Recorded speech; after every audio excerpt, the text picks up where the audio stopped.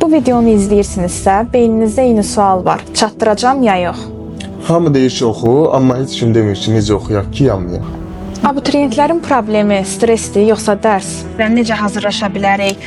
Hansı taktikalar bizə daha çox kömək ola bilər? Stressi necə azalda bilərik? Və gecə çalışmaq yaxşıdır, yoxsa gündüz çalışmaq yaxşıdır? Abituriyentlər hansı üsullarla hazırlaşa bilər?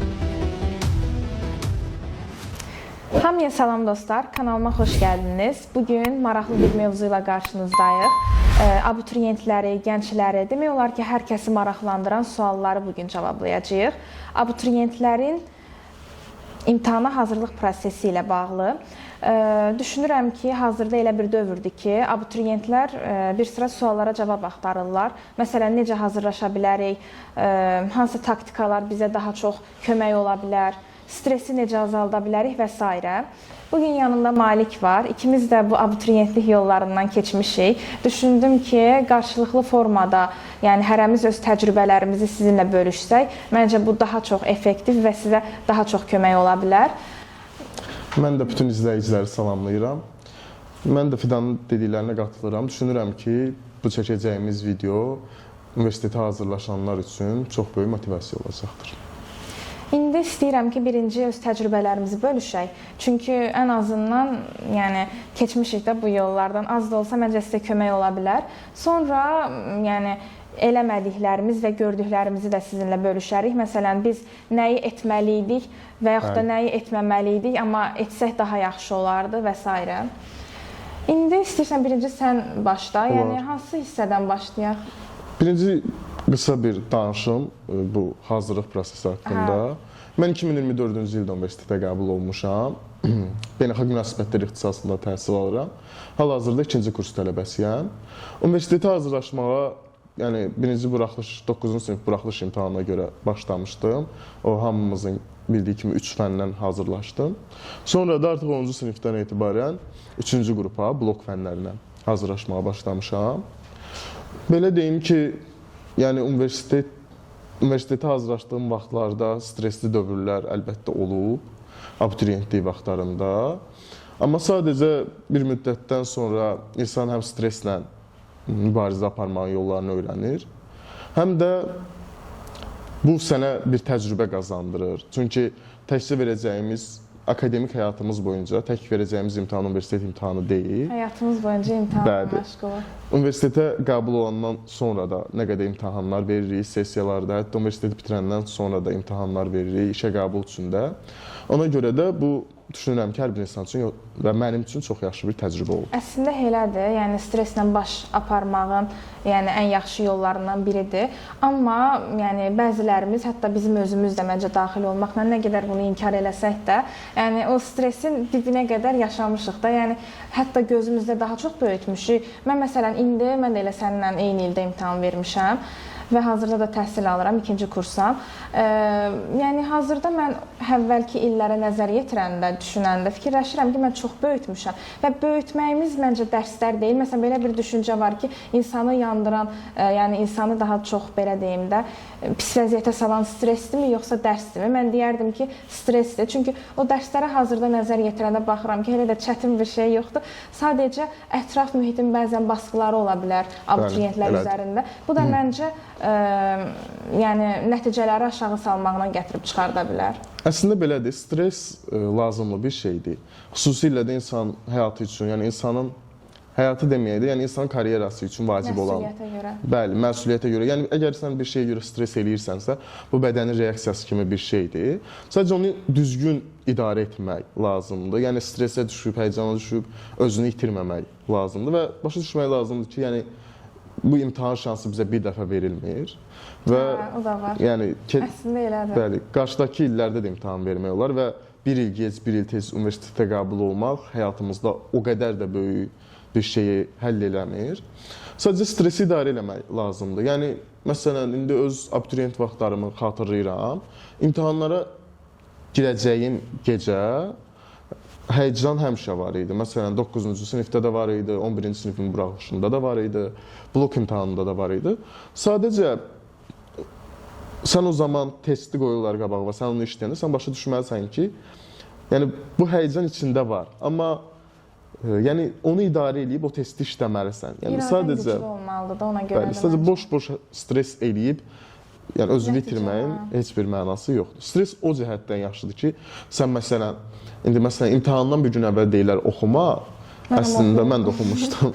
Mən indi də oxuyuram, semestr imtahanından bir gün əvvəl yəni özümə güc son saatlarda oxuyuram. Daha məsuliyyət gəlir. Özü də indi o mövzuya da toxunacağıq. Gecə çalışmaq yaxşıdır, yoxsa gündüz çalışmaq yaxşıdır? Yəni son saatlarda oxumaq məncə effektivdir ki, baxır kimə də amma. Yəni öyrədir də. Məsələn, stres gəlir sənə və sən onu kontrol edib başlayırsan bəlkə zəif bildiyin mövzuları daha da təkrarlamağa, bəlkə hansısa mövzuda bilirsən ki, zəifliyin var, ona baxmağa. Amma indi mən tövsiyə eləmirəm ki, blok imtahanından əvvəl, buraxılış imtahanından əvvəl yatmayın ya da oxumayın. Ya da tövsiyə eləmirik ki, indiyə qədər oxumayıb hamısını bir gün əvvəl yükləyəsiniz. Çox stresli bir vəziyyətdə, elə bir adrenalin yaşayırsınız.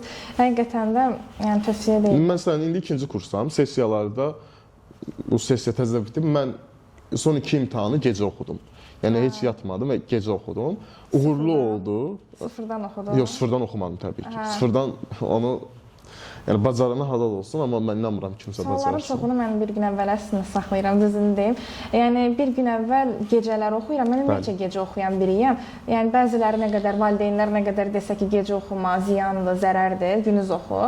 Yəni gündüz vaxtı elə bil gecə özümdən baş-başa qalıram. O mənə daha avantajlıdır deyə düşünürəm. Elədir, həm daha səssizdir. Amma məsələn abituriyent təcrübəmi bölüşsəm, mən gecə oxumurdum. Hətta belə imtahanlara az qalmış. Tutaq buraxılış imtahanı verəcəm sabah. Saat 8-də telefonu söndürürdüm. Hamıdan uzaqlaşırdım. Gündüz 8-də? Yox, axşam 20:00-da. Otağın qapısını bağlayırdım, qaranlıqda qalırdım ki, özümə yəni ki, başqa heç bir şeyin təsirində qalmayım, amma indi eləmirəm. Yəni bu mənim şəxsi təcrübəmdir. Bəlkə də gecə oxuyub uğurlu olanlar var. Bir də yəni təkrar çox vacib bir şeydir də abituriyent üçün. Xüsusilə də məsələn belə bir şey var ki, çatdırmamaq. Yəni bilmirəm, mən çatdırmamışdım riyaziyyatdan. Yəni əslində çatdırmışdım, sadəcə təkrar eləməmişdim. Yəni bəzi mövzular artıq son həftə. Əslində məndə də elə olmuşdu. Yəni riyazi məsələn belə bir şey var ki, indi fikirləşirəm ki, ümumiyyətcə dərsləri bu, yəni abituriyent vaxtı hazırlaşdığımız fənləri 10-cu sinifdə tam olaraq yekunlaşdırmaq məncə daha müsbət əlamətdir ki, bunu 11-də təkrarlayırsan, onda daha təkmilləşir. Yəni məncə bu daha yaxşı olar, amma öncədən yəni təcrübən olmalıdır, baxmalısan, araşdırmalısan. Məsələn indiki dövrdə, elə biz qocalmışıq. Yəni baxıram ki, ChatGPT var, süni intellekt var. Süni intellekt vasitəsilə məncə çox şey əldə etmək olar. Yəni düzdür, çox dəqiq deyil, amma mövzuları daha asan formada izah eləyə bilər. Yəni bu cəhətdən. Amma bizdə məsələn yox idi, amma semestr imtahanlarında çox köməkli olur məncə. Elədir əlbəttə. Hə, bəli, bizim vaxtımız deyirəm. Biz abituriyent olanda mən ondan hazırlaşmamışam, yəni istifadə eləmirdim çox. Bizdə xüsusilə dərslərə. Bəlkə də var idi, amma çox bu qədər və yayılmamışdı. Daha çox birinci kursdan başlayıb istifadə eləmişəm. Ən önəmli şey əlbəttə təkrardır. Yəni 3-cü qrupa hazırlaşmışam. Bir də belə bir şey deyim ki, bu bizim şəxsi təcrübələrimizdir. Mütləq bir şey deyil və yəni bunu hər kəs tətbiq etməyə də bilər. Çünki hər kəsin uğur formulu başqadır. Amma mən 10-cu sinifdə qurtarmışdım. Yəni 10-cu sinifin yayında artıq riyaziyyatdan başqa bütün fənləri qurtarmışdım. Və riyaziyyat onsuz da məndə zəif nöqtədir. Yəni ondan zəifəm riyaziyyatdan. Ona görə də bir mövzunu İkinci dəfə təkrarda ancaq daha yaxşı qavraya bilirdim riyaziyyatda. Riyaziyyat tətbiq fənnidir də, yəni sırf nəzəri cəhətdən məncə elə deyil. Olmaz. Yəni onu həm də ki təkmilləşdirmək lazımdır praktiklər üzərində, təcrübələr üzərində. Yəni fikirləşirəm ki, indi o vaxtda riyaziyyat bizə böyük bir şey gəlirdi. O da nəyə görə? Çünki fən çoxdur, hədsiz çoxdur. Yəni fənlər də əslində azalmalıdır mənim fikrimcə. Düz deyib, bunu mən qərar vermirəm. Amma biraz azalsa yaxşı olar. Çünki yük var uşağın üstündə. Bilmir hansını çatdıra. 11-ci sinif vəbşə bomba partlayır elə bil ki, yəni bir tərəfdən psixoloji gərginlikdir, bir tərəfdən o hamı soruşur ki, neçə bal yığmısan, o müqayisələr falan, özünü kimləsə müqayisə eləmək məncə bu cəmiyyətin baskısına görə bu formada olur. Yəni riyaziyyat fənnini tək formada öyrənsək, məncə bacarmaq olar. Yəni insan bacarmadığı bir şey yoxdur həyatda. həyatda. Amma o digər fənlərlə bir yerdə eləmək istər-istəməz biraz ağır gəlir. O da müddət var deyə. Yəni müəyyən müddət ərzində hazırlaşırıq da ki, mart ayında imtahan verəcəm, buraxılış. Ona görə də vəbşə biraz adam stressə düşür ki, çatdıracam yoxsa yox. Bir də belə deyək də, burada ən önəmli şey odur ki, o ətraf mühit, ora çox diqqət verməmək lazımdır. Verməmək lazımdır, amma mümkün deyil. Yəni əslində biraz insan özünü idarə edə bilsə çox şey mümkündür. Yəni dəyişdirə bilsə də. Çünki ətraf mühit yəni çox söz deyə bilər. Əsas olan sənsən, əsas olan sənin düşüncə tərzindir, sənin deyir bitir orada. Bəli, dünyaya baxış formandır. Yəni ətraf mühit çox şey fikirləşə bilər. Yəni onlar önəmli deyil. Əsas yəni bilirsiniz, onu düşünəndə insan bəlkə də uğurlu ola bilər, amma mən düşünmürəm. Yəni kimisə rəqabətinə mən uğur qazanım, kiməsə insan ən birinci özü ilə Məncə mübarizə aparar. Bəli, yəni insan özü üçün məqsəd qoyar və məncə düşünürəm ki, abituriyentlərin ən böyük problemi məqsədsizlikdir. Yəni təbii ki, məqsədi olanlar var, amma gördüklərimi deyin. Yəni universitet olsun da, ora düşüm, əsas ali təhsil olsun deyib, nə bilim, yazıb hansısa bir rayonda uzaq yerə düşürlər. İndi bunu oğlanları başa düşmək olar ki, əsgərliyə yəni aparırlar. Amma qızlarda yəni mən onun biraz qəribə qarşılayıram. Tutalım, vaxt çoxdur əslində, hə. Bəli, yəni o birisi ildə hazırlaşmaq olar, daha prestijli bir universitet. Sən necədir? Mən fikirləşirəm ki, bir insan abituriyent vaxtı elə bil ki, özünü çevrənin mərkəzində hiss eləyir. Fikirləşir ki, mən bu çevrənin mərkəzindəyəm, mən mərkəz hissədəyəm, ətrafdakılar mənlə sırf məni müqayisə eləyir ondan. Əslində bu belə deyil. Nəyə görə? Çünki bizi müqayisə eləyirlərsə, başqalarını da müqayisə eləyirlər. Yəni məni müqayisə eləyirlərsə, 1-2 dəqiqədən sonra mən yaddan çıxacam. Amma o müqayisə olunan insan, yəni abituriyent, fikirləşir ki, yəni mən zəifəm, mənə zəif deyəcəklər. Yəni mənəm ancaq mövzu, amma halbuki bu deyil. Yəni sən özünlə bacarmalısan, mübarizə eləməlisən, bu sənin həyatındır. Heç kim əlbəttə ki, yəni heç kimə lazım deyil də, yəni belə deyim. Əslində belə deyim, müqayisə baxanda müqayisə həyatın hər dövründə olacaq. Yəni sən tələbə olanda da müqayisə olur, sən biraz böyüyəndə də öz həyatımdan nümunə çəkim. Mən də tələbəyəm və yəni bizdə eşidirəm də qohumlar arasında deyirlər ki, filan adam əlaçı oldu, tələbə, yəni də sən zərbəçi oldun, belə oldu. Yəni müqayisə hər dövrdə olacaq. Olur, hə. Biraz yaş həddinə çatacaqsan, filan kəs evləndi, sən qaldın. Biraz da böyüyəcəksən. Yəni ona görə də müqayisə zəncirini qırmaq lazımdır. Məncə də. Çünki bu bizim həyatımızdır, bizim həyat yolumuzdur. Və yaxud dedim məqsəd niyə çox önəmlidir? Bunu özümdən deyəcəm. Abituriyent olanda çox məqsədim demək olar ki, yox idi da. Yəni ağlımda bəlkə də 5-6 dənə şey var idi. Fikir var idi, universitet var idi, ixtisas var idi, polis akademiyasına hazırlaşırdım, tarix fakültəsini istəyirdim, Bakı dövlətdə, beynəlxalq münasibətlər istəyirdim və gəlib onlardan birinə düşdüm. Narazı deyiləm. Amma çox yaxşı olardı ki, yəni əsas bir məqsəd olsun da, çünki bu sizi əməlli başlı transformasiya eləyəcək. Çünki o məqsədə hazırlaşmaq. Məncə də. Amma o ağılda, o yaşlı insanın ağlına çox gəlmir. Məsələn, mən indi oturmuşam, mənim ağlıma gəlir ki, mən belə də eləyə bilərdim. Yəni fikirləşirəm, indiki ağlımla imtahan versəydim, mən bəlkə də daha fərqli olardım. Heç kimin düşüncəsi məni məncə maraqlandırmazdı bu qədər. Sırf öz məqsədimə fokuslanardım. Alınmazsa da fikirləşərdim ki, bu mənim üçün bir imtahan idi. Yəni mən bundan bir nəticə çıxardıram. Çünki insan uduza məncə qazanmağa gedir. Mənim fikrimcə belə deyil. Səhv eləyirəm. Heç kim durduq yerə qazana bilməz. O təsadüfən ola bilər məncə. Yəni insan gördüyü səhvlərdən nəticə çıxardaraq ayağa qalxır mənim fikrimcə. Bir də belə bir şey eşidirəm dostlarımdan, yəni 10-cu 11-ci sinifdə oxuyan tanışlardan, bir də elə tələbə yoldaşlarımın özündən. Otururam dərs oxumağa, 10 dəqiqə sonra sıxılıram, 10 dəqiqədən sonra durum. Bu əsas səbəbi bunun Instagramdır. Məndə də bu var. Yəni sosial media. Bəli, Instagramda çünki məncə.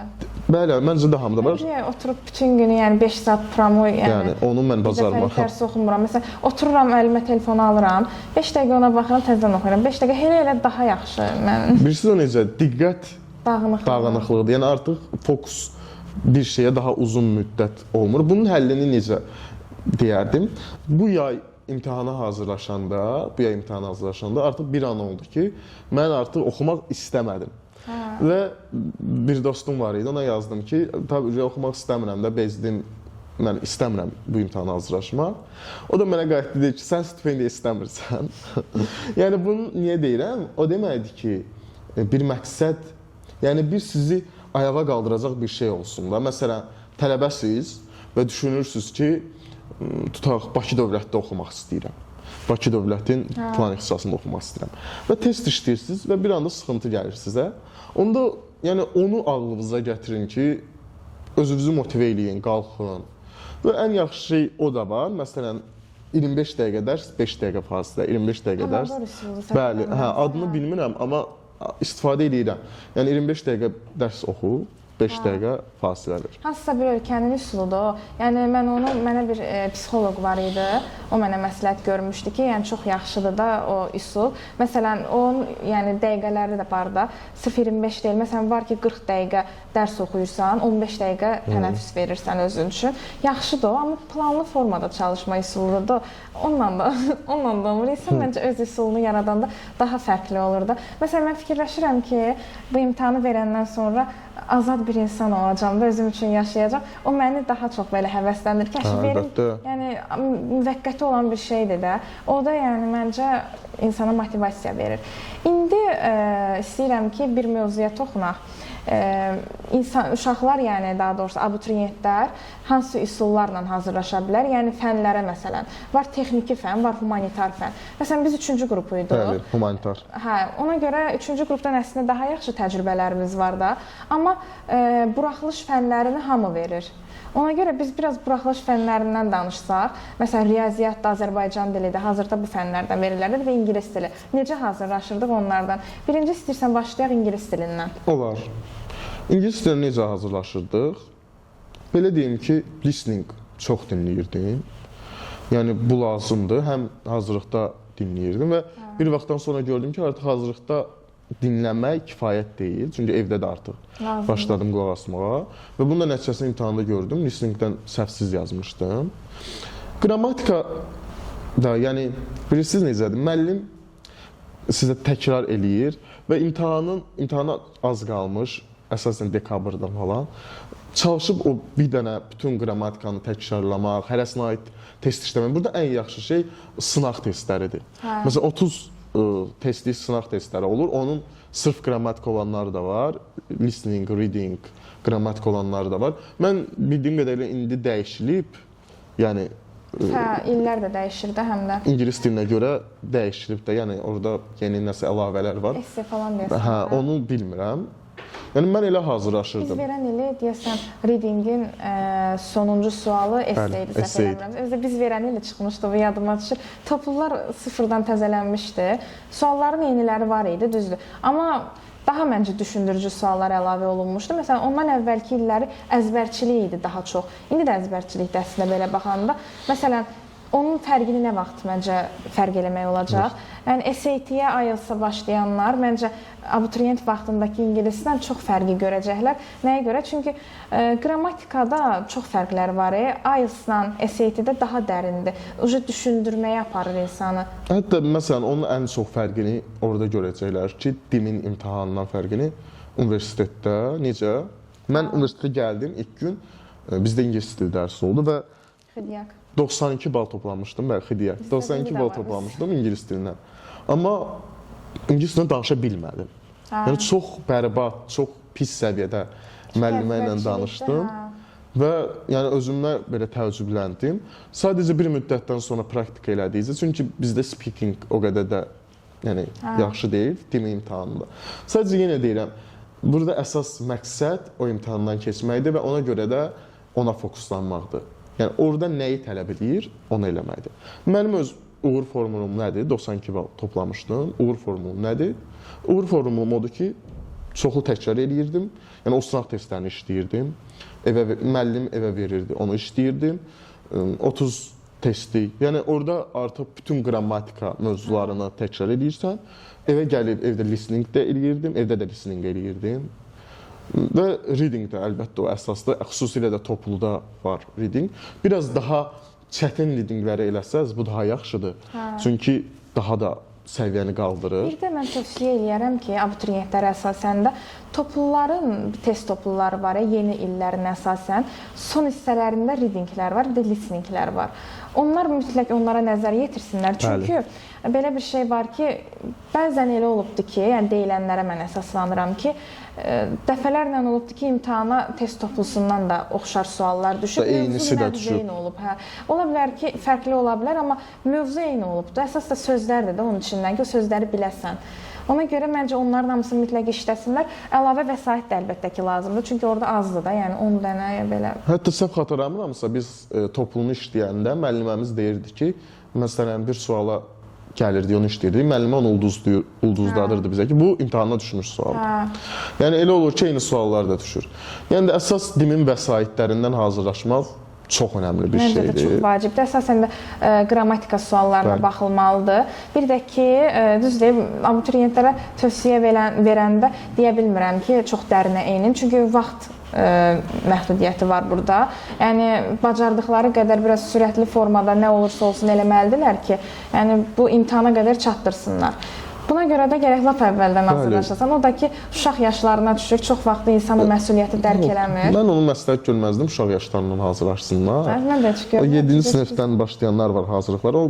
Yəni onu məsləhət görmürəm, amma ən yaxşısı odur ki, 10-cu sinifdə artıq qutarsınlar proqramı. Çünki yəni 10-cu sinifdə sizi kimsə qovalamır, siz imtahan vermirsiniz. Çox rahatdır.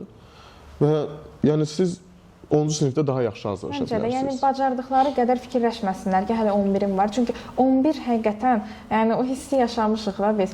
11-ə çatanda o görürsən ki, necə stressdir. Hamısı 10 mövzunu birdən verirlər ki, sən artıq bunu oxumusan, səndən bunu mən tələb eləyirəm. Ona görə sən bacardığın qədər 10-cu sinifdə, yəni müəllimdən çəkinmədən müəllimə sual verməlisən. Əgər müəllim ikinci dəfə o sualı cavablamırsa, o müəllimin problemidir məncə. Ona görə bir də çox müəllim dəyişməyi də tövsiyə eləmirəm. Yəni dəyişə bilərlər, ola bilər o müəllimlə uyuşa bilməzlər, dilini götürə bilməzlər.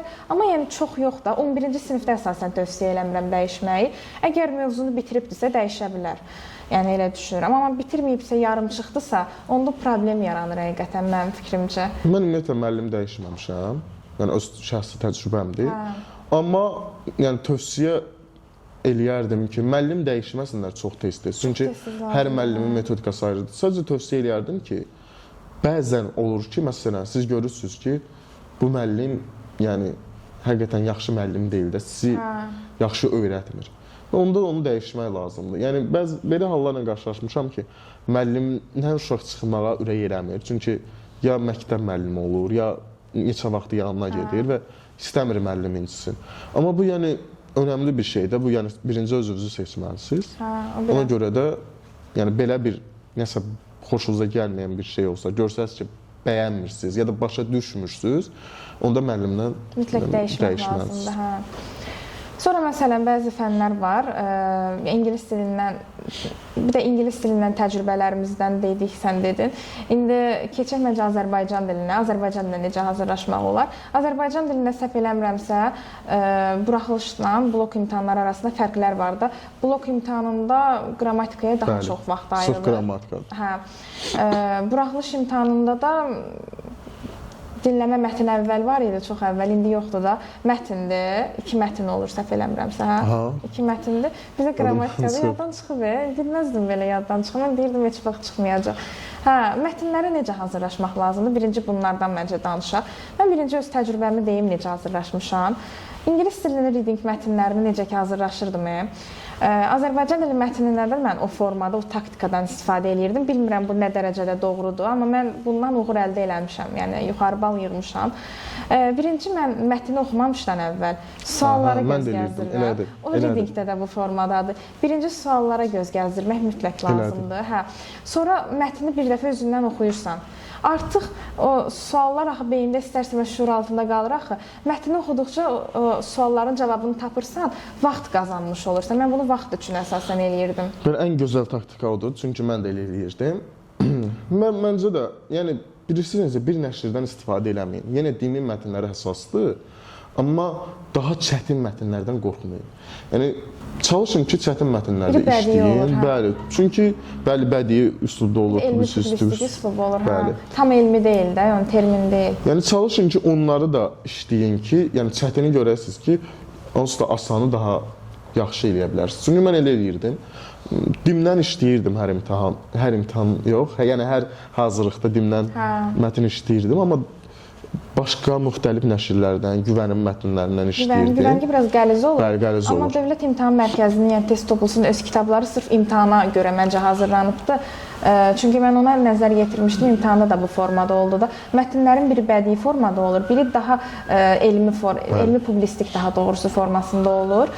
Yəni bu formada bir də qrammatika buraxılış imtahanlarında məncə nisbətən daha asandır bloka görə də. Yəni blokda biraz qəliz olur, düşündürücü suallar olur. Qəliz idi. Hə, daha çox yəni qrammatikanı daha dərin bilənlər üçündür. Bəzən hətta elə olubdu ki, hazırlıqda müəllimlər sırf bəzi yəni qrammatikanı keçmirdilər ki, bu yəni bloka görədir də. Mən keçirdilər amma. Hə, keçirirlər. Bəzi müəllimlər keçir ki, istər-istəməz ola bilər də, yəni çətin də düşə bilər mətn qrammatika sualları. Uşaq onu bilsə, çətini bilən asanı da bilir də əlbəttə ki. Yox, buraxılışa hazırlaşanlara çətin qrammatika suallarını keçirilməyi məntiqsizdir. Vaxt itkisinə səbəb olur. Bəli, mən amma bloka da hazırlaşırdım deyə. Mən də yəni bütün qrammatikanı yaxşı öyrənməyə məcbur idim. Üçüncü qrup, yəni bu əzbərçilik taktiklərini daha yaxşı bilməlidir məncə.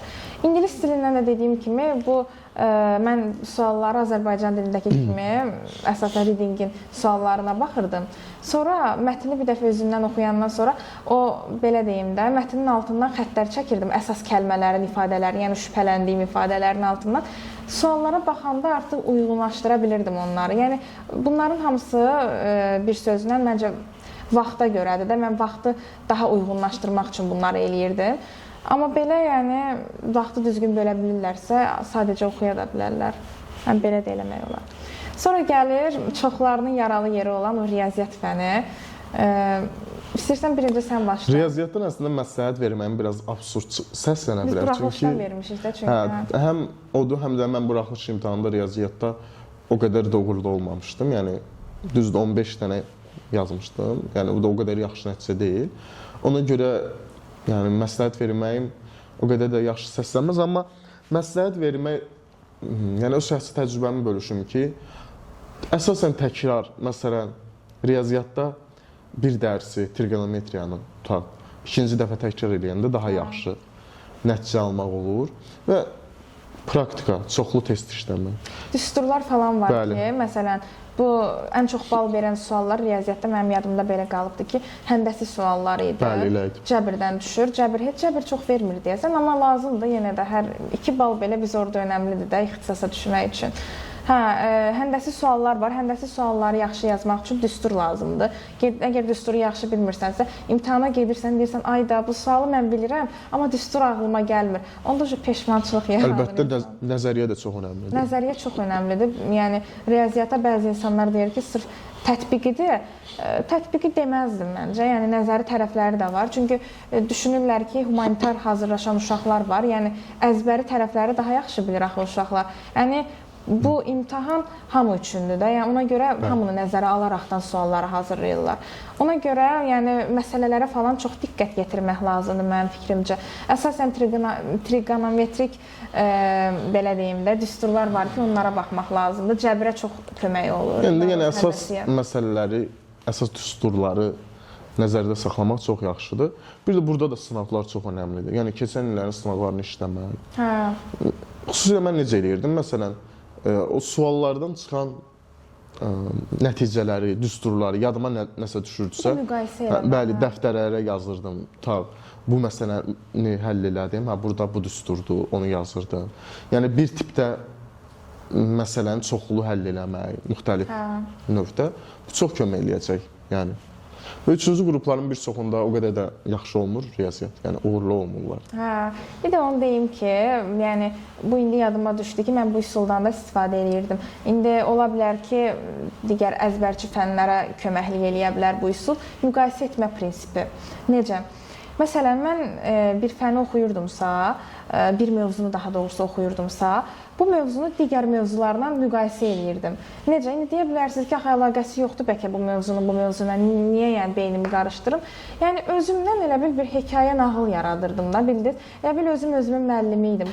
O da ki, əsasən əzbərçi fənlərdə də çox köməklik eləyir. Məsələn, oturdun bir mövzunu öyrənirsən, deyirsən ki, ayda çətindir. O çətinlik də nədən gəlir? Stressdən gəlir. Düşünürsən ki, görən bacaracağam. O düşüncə altında axı sən oxuyursan bunu. Ona görə o biraz baskı olur da. Ona görə müqayisə eləmək mütləq lazımdır. Yəni hekayə qur özündən ki, məsələn, filan mövzu ilə filan mövzunun bağlantısını qurdu özündə. O daha çox köməklik eləyir məncə istər-istəməz. Bəli, eləyir köməklik. Bir də mən bir şey toxunmaq istəyirəm. Məktəb illərində, yəni 9-cu sinifə qədər, 6, 7-ci sinif, 8-ci sinifdə olan baza da abituriyent vaxtı sizə çox kömək olacaq. Yəni məsələn, özümə görə deyirəm, yəni öz təcrübələrimə görə deyirəm.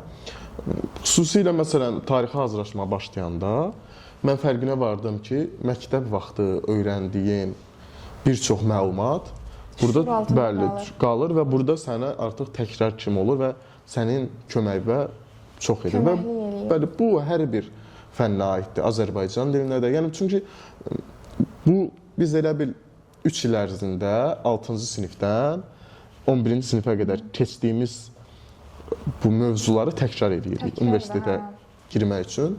Və ona görə də məktəb vaxtlarında nə qədər bəlkə də səthi də hazırlaşsaq, sadəcə müəllimə də qulaq assaq, bunun bizə çox böyük faydası olacaq.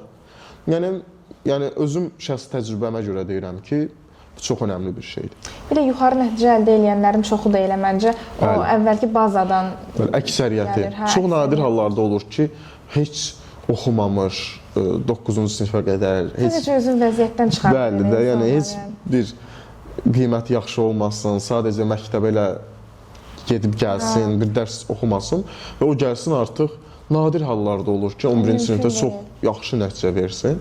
Yəni o da necə hazırlaşmaq lazımdır ki, gərək yatmayasan, yəni yeməyindən, suyundan olasan bir sözlə məcazi mənada elə hazırlaşasan. Hətta bəzi müəllimlər yoxlayıb götürürlər. Məsələn, əvvəl gətirirlər uşağın bazasına, məlumatlarına, biliyinə baxırlar. Sonra götürürlər ki, yəni bir nəticə ola bilərmi? Yəni ona görə bu çox önəmlidir. Bugün mövzularımız çox genişdir.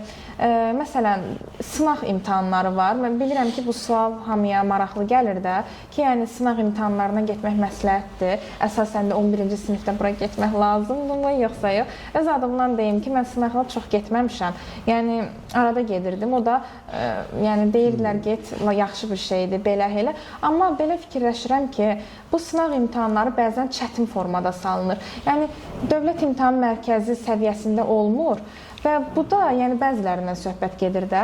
Bu da yəni aşağı nəticələr əldə edən abituriyentlərə ruh düşkünlüyü gətirib çıxardır. Fikirləşir ki, mən bacara bilməyəcəm.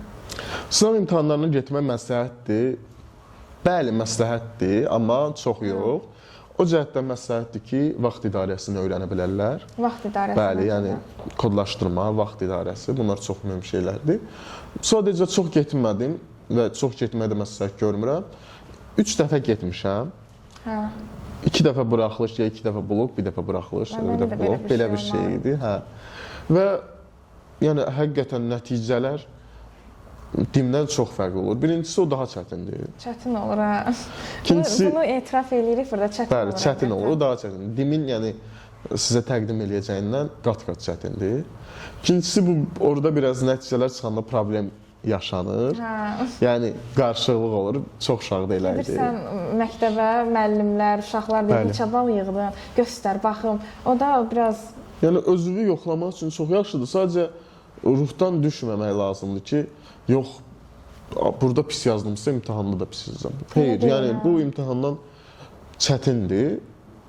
Və təbii ki, burada yaxşı yazırsansa, bu lap əla bir şeydir. Qəbullanmadığımız bir məqam var ki, yəni fikirləşirik ki, sınaq imtahanından aşağı nəticə əldə elədiksə, fisioda yəni imtahanda alınmayacaq, belə elə. Amma əslində bu belə deyil də, yəni bu imtahanda, yəni belə deyim də, sınaq imtahanlarına gediriksə, biz buradan nəsə öyrənməyə çalışmalıyıq. Bu da nə tərəfdən?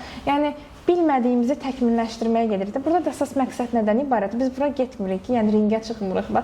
Biz ora gedirik ki, nəyi ki bilmirik, onların üzərində işləyək də, sonra da gələk evdə bunları öyrənək. Yəni ora gedib yaza bilmədiyimiz suallar varsa, bu normal bir şeydir məncə. Yəni biz onsuz da ora bilmirik ki, gedirik ki, bilmədiklərimizi öyrənə bilək. Bəli də, bu yəni ora gedirik və həmin sualı bilmiriksə, təkrarlayırıq.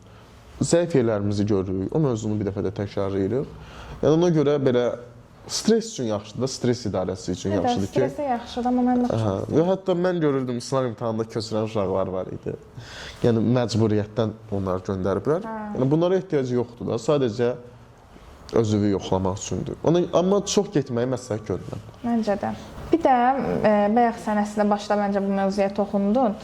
Məqsəd var. Məqsəd deyilən bir şey var. Bəziləri düşünür ki, valideynlərimin dediyi ilə gedim. Yəni valideyn nə deyirsə düşünür ki, valideynimin dediyini eləməliyəm də. Yəni mən o ixtisasa hazırlaşmalıyam.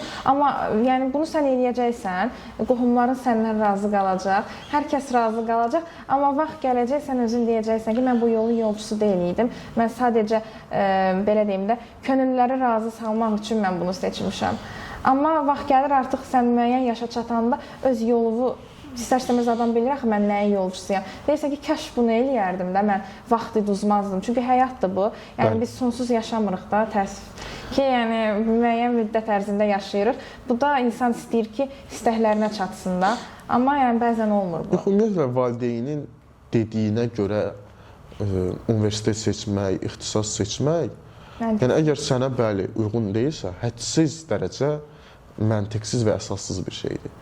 Yəni çünki o universitetə sən gedəcəksən, orada sən təhsil alacaqsan. Olur mən valideynlər görürəm, yəni onlar tutaq həkim olmaq istəyib özü, sadəcə buna imkan olmayıb və övladını belə görmək istəyir. Yəni özünüzü lap ən yaxınınız da olsa, onun düşüncələri üçün qurban verməyə dəyməz. Məncə də robot deyil, insan. Düzdür, mən öz valideynimin istədiyi ixtisasda oxuyuram, amma necə? Bu ixtisas onsuz da mənim ağlımda var idi. Yəni daha əvvəl planlaşdıranda bu var idi. Və yenə deyirəm, məqsəd çox önəmlidir. O qədər də belə dəqiq məqsədim yox idi. Sadəcə valideynim təklif elədi ki, bunu yerləşdirək. Mənə uyğun oldu və yenə də deyirəm, peşman deyiləm, hətta xoşbəxtəm bir yerdə. Çünki yəni mənə uyğun oldu. Mən həmin yeri araşdırdım. Hə, yox, pis deyil, yaxşıdır. Okey, yazaq. Amma yoxsa mənə aid olmayan bir ixtisas, valideynim bunu istəyir. Mənim istəmədiyim bir universitet, valideynim belə düşünür ki, yaxşı ola bilər. Heç sərf eləməz, çünki ora siz gedirsiniz. Hətta belə deyim ki, yəni oxuya bilməyəcəyiniz, o adaptasiya olaya bilməyəcəyinizi düşündüyünüz universitetə belə çalışın ki, getməyin. Çünki insan yəni istəməsə də o depressiyaya girir də yəni. Çünki universitetdə təkcə məsələ dərs deyil də. Həm universitetin prestiji önəmlidir. Həm yəni araşdırın da, çünki həmin universitetdə oxuyanlardan araşdırın. Çünki məsələn elə universitetlər var ki, orada dəhşət dərslər çətin olur. Və fikir verirəm ki, bəzi tələbələr çox böyük stres yaşayırlar. Əziyyət çəkirlər, abituriyent kimi. Bir də belə bir şey var ki, tələbələr abituriyentlik psixologiyasından çıxa bilmirlər. Həqiqətən. Bəzi universitetlərdə bu şərait yaradılır deyə. Yəni məsələn mən ilk ili daha çox stresli idim. Fikirləşirdim ki, yəni istərsəniz psixologiyadır. Bunu biz yəni istərsəmiz yəni psixologiyadır. Bunu biz istəyən yerə fırlaya bilmirik də. Yəni bu bir istiqamətdədir. Çünki biz imtahan verən vaxtı, yəni abituriyent vaxtı da çox stresslə yəni vermişik bu imtahanları. Tələbə vaxtı semestr imtahanı sözünü görən kimi deyir imtahandır da, yəni nəsə olar, imtahandır bu. Yəni ona görə biraz stres. Yenə deyirəm, stres pis bir şey deyil. Bu yaxınlarda Rus psixoloq var, Valeri Sinelnikov, bəlkə eşitmişsiniz. Onun bir əsərini, kitabını oxudum. Stresə qarşı dərman. Orada stresin faydalarından da danışır. Amma stres yəni bədənin verdiyi reaksiyadır. bunu idarə etmək çox yaxşı bir şeydir. Birinci kursun birinci semestri 93 ortalama oldu məndə və indiyə qədər göstərdiyim ən yaxşı ortalama idi. Səbəbi o idi ki, hələ də abituriyent psixologiyasından çıxmamışdım. Mən də elə. Bu baxırlar ki, yəni abituriyent vaxtındakı kimi oxuyuram. Əslində bəlkə də abituriyentdən daha çox oxuyuram hazırda. Yəni indiki kimi oxuduğumuz kimi məncə abituriyent vaxtında oxusaq bəlkə də daha da şeylər olardı. Və daha belə həyecanlıydım, daha belə hazırlaşdım. Amma yenə də yəni sadəcə oxumaqdan ibarət deyil. Ümumiyyətlə abituriyent vaxtı da sadəcə oxumaqdan ibarət deyildi. Yəni heç vaxt belə dərsin üstündə belə saatlarla oturmamışam. Mən də elə olmayıbdı. Yəni yadıma düşmür. Oxuyan vaxtı da mən gecələri başlamışdım oxumağa. Gündüzləri belə insan nə bilim zəng eləyən olur, yazan olur. İnsan belə bəzən fokuslana bilmir. Yəni bu mən öz adımdan deyirəm də. Bəzi insanlar var ki, gündüz daha verimli hazırlaşır. Yəni balanslaşdırmaq çox əhəmiylidir. Yəni həyata, bu dostlarla əyləncəyə də gec qalmaya, yəni onlar da keçməsin, həm də oxumaq da yəni. Ona görə də abituriyent psixologiyasından ümumiyyətlə universitetdə çıxmaq çox yaxşı bir şeydir. Bəzi dostları görürəm, yəni onlar hətta imtahana hazırlaşanda çox dəhşət stres eləyirlər. Mən də stres eləyirəm, demirəm. Xüsusilə imtahanı çox az qalanda. Amma yəni o qədər də çox stres etməyə ehtiyac yoxdur da. Yəni bunu idarə etmək daha faydalıdır. Mən də öz ixtisasımı deyim ki, bəlkə də çoxlarına maraqlıdır. Əslində kanalımda görürlər. Mən də jurnalistika fakültəsində təhsil alıram. Buna da necə qərar verdim? Yəni məndə də yəni ailəm mənim ixtisasıma yəni belə müdaxiləsi falan yoxdur da. Mənə demişlər haranı istəyirsən seç, sənin fikrindir də. Mən 11-ci sinifdə daha çox yəni gördüm, fərq elədim ki, həqiqətən də insan belə deyim o şeylər o belə deyim də xarakterlər, xüsusiyyətlər uşaqlıqdan gəlir. Mən bəlkə də uşaqlıq videolarımı görmüsən, yəni baxsan da belə dərindən evdə kamerada qalır da hamısı. Ancaq çox danışan olmuşam da, yəni təsəvvür elə, çox danışan olmuşam. Ancaq aparıcı kimi evin içində gəzmişəm. Ancaq YouTube kanalım varmış kimi hərəkətlər eləmişəm. Yəni özün göstərir məncə indi bu. Yəni indi burada oturmağımın səbəbi də elə məncə uşaqlıqdan gəlir. Fikirləşdim ki, yəni kimlərəsə görə yəni qərar verməkdənsə, məncə də yəni elə sənin özündə, yəni məqsədimizlə getmək daha sərf eləyir də bizə. Bəli, sənə uyğun olan. Seçdim bunu, gördüm ki, yəni həqiqətən də bu yolun yolçususansa get də bu yolla. Ola bilər gələcəkdə mən demirəm, yəni bu fikirlə, yəni bu ixtisasla getməyə də bilərik. Başqa ixtisası da seçə bilərik. Yəni həyat özü göstərəcək bunu. Bəli, əlbəttə elədir. Bir də bir şey demək istəyirəm ki, indi bizi izləyəcəklər yəqin ki. Yəni bu bölüşdüyüm şeylər ya da bölüşdüyümüz şeylər sadəcə öz fikirlərimiz və şəxsi təcrübələrimizdir. Yəni çünki hər kəsin, hər bir insanın öz uğur formulu var. Məncə də öz üsulu var. Yəni uğurlu insanları, onların intervyularını, podkastlarını çox izləyirəm. Yəni onları sırf copy-paste eləmək kimi bir şey ümumiyyətlə mümkün deyil. Çünki hər kəsin ayrı düşüncəsi, hər bir insan unikaldır, hər bir insan unikal həyat tərzinə malikdir və yəni bu verdiyimiz məlumatlar da, bölüşdüyümüz də sadəcə təcrübədir. Yəni absolutely belə bir şey olacaq deyə bir şey yoxdur. Bir şey yoxdur. Yəni biz sadəcə fikirləşdik ki, bəlkə sizə daha faydalı olar, daha maraqlı olar. Çünki hazırda müəyyən, yəni vaxt məhdudiyyətiniz var. Bəli. Artıq buraxılış imtahanına bəlkə də aylar qalıb, ya bir ay falan qalıb da yəqin ki, bu ay uje yeni başlayıb da. Yəni ki, fikirləşirik ki, məncə motivasiya olar sizin üçün. Həyat bitmir. Yəni universitet hər şey demək deyil. Universitetə girsəz yaxşıdır, amma girməsəz hər şey bitmiş sayılmır. Və yəni Malikin də dediyi kimi, gələn ildə verə bilərsiniz bu imtahanı. Yəni heç nə bitmir də. Yəni ki, heç kimi də məmnun eləmək məcburiyyətində deyilsiniz. Öz yolunuzla gedin. Hər şey yaxşı olacaq. Əsas odur ki, özünüzə inanın. Əsas odur ki, inanın ki, yaxşı olacaq. Yəni bilin ki, əgər nəsə uğursuzluq belə olsa, bu da sizin xeyrinizədir. Çünki daha təcrübəli olacaqsınız. Yəni həyat belə bir şey deyim, həyat daha spontan gedəndə daha maraqlı olur. Amma ümid edirəm ki, hər kəs öz istədiyi arzusuna çatar. Məncə də çatacaq. Yorumlara da yazın hansı üsullarınız var. Bəlkə sizin yorumlarınıza baxan abituriyentlər yeni üsullar tapa bilər. Və yaxud da hansı ixtisasda təhsil almaq istəyirsiniz, məqsədiniz nədir, imtahanınız nə vaxtdır, onları da qeyd eləyərsiniz. Çalışdığımız qədər yorumları da oxuyub cavablayacağıq. Ümid edirəm ki, video hamınıza maraqlı oldu. Sağ olun. Sağ olun.